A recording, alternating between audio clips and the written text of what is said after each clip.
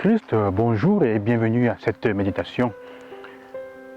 Nous continuons à lire les textes de l'évangile de Matthieu au chapitre 23. Et Jésus, on peut se demander pourquoi Jésus est autant acharné à à mettre en garde contre l'hypocrisie.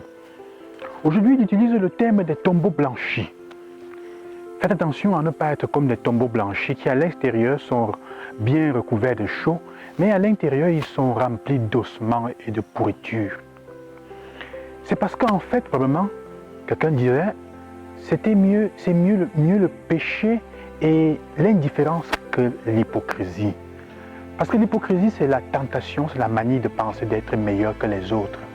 Et il est difficile, en fait, c'est une manifestation extrême d'orgueil, et il est difficile d'en sortir.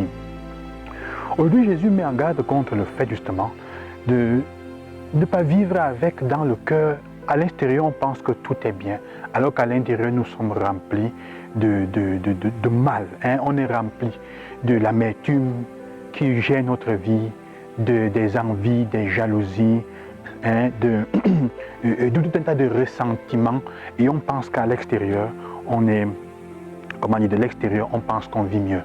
Jésus semble utiliser l'expérience de la mort, ou plutôt Jésus semble nous parler de l'expérience de la mort dans cet évangile, alors qu'en fait il utilise le vocabulaire de la mort que pour nous parler de la mort que nous portons en nous-mêmes, dans notre être plus profond. Parce que c'est une forme de mort. Il dit de cette façon tu es mort à l'intérieur, même si tu ne sais pas encore, tu es déjà mort à l'intérieur.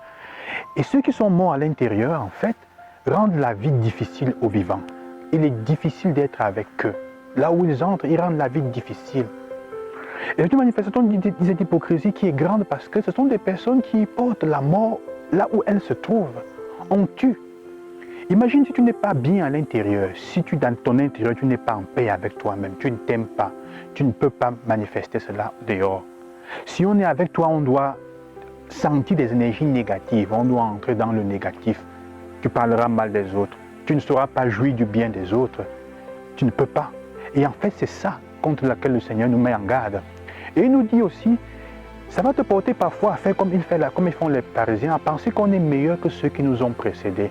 Comme vos pères ont construit les tombeaux et vous êtes en train de les embellir, vous dites que vous n'auriez pas fait comme eux. Il dit en fait, le fait d'embellir le tombeau, ça veut dire je suis d'accord avec lui. Tu n'aurais pas tué, tu dis, mais en fait, tu ne te dissocies pas de leur action.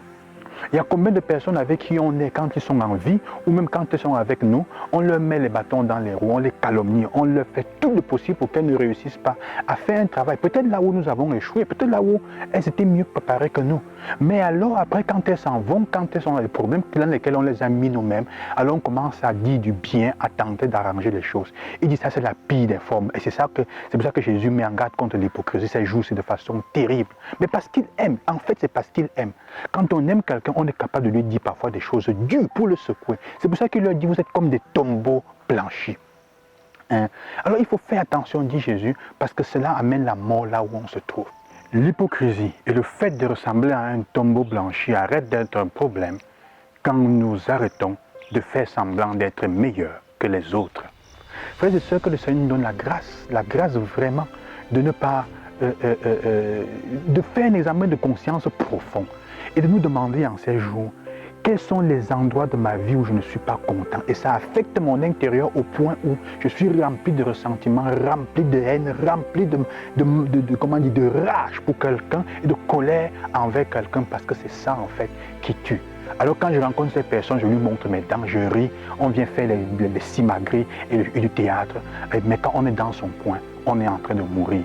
Ou les situations dans lesquelles, quand je me trouve avec les gens, il faut toujours que je parle du négatif qui va changer et abaisser, qui va nous faire te plonger dans la tristesse.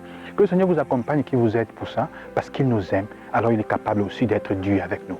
Bonne journée et loué soit Jésus-Christ.